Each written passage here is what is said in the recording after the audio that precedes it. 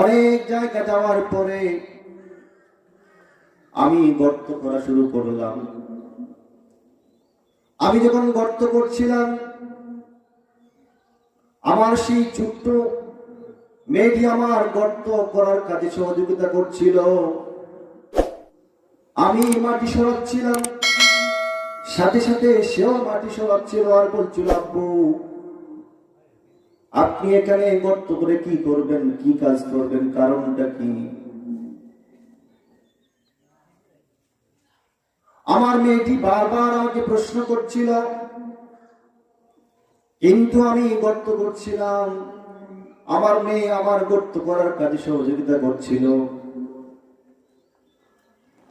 যখন আমার গর্ত করা শেষ, ঠিক তখনই আমি আমার মেয়েটিকে ধাক্কা মেরে সেই গর্তের মধ্যে ফেলে দিলাম। আমার মেয়ে তখন চিৎকার করে আব্বু আব্বু বলে চিৎকার করছিল, কিন্তু সেই ফুটফুটে চেহারা বিশিষ্ট আমার সেই ছোট্ট মেয়েটির সেই চিৎকারে আমি কর্ণপাত করি নাই। আমি ধাক্কা মেরে সেই গর্তের মধ্যে তাকে ফেলে দিয়েছিলাম। সেদিন তার প্রতি আমার সামান্য মায়াটুকু আমার অন্তরে জাগ্রত হয় নাই।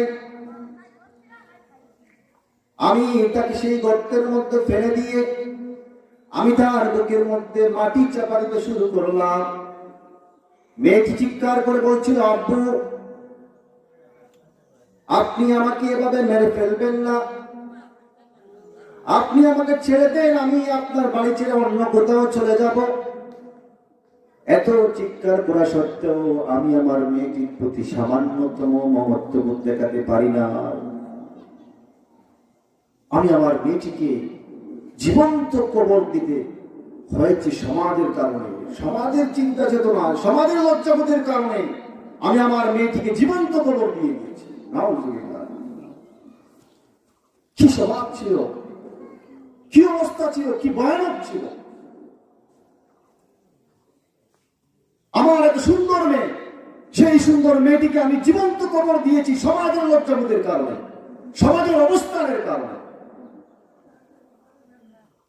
কিন্তু আজকে সেই সমাজের মহিলাদেরকে ইসলাম যখন আগমন করলো, এত সম্মানিত করল।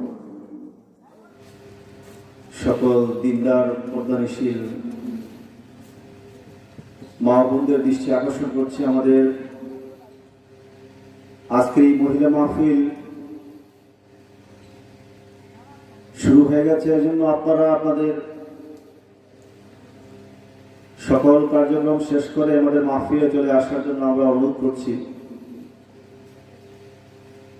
আমরা ইনশাআল্লাহ আজকের মাহফিল 11টা পর্যন্ত চলবে।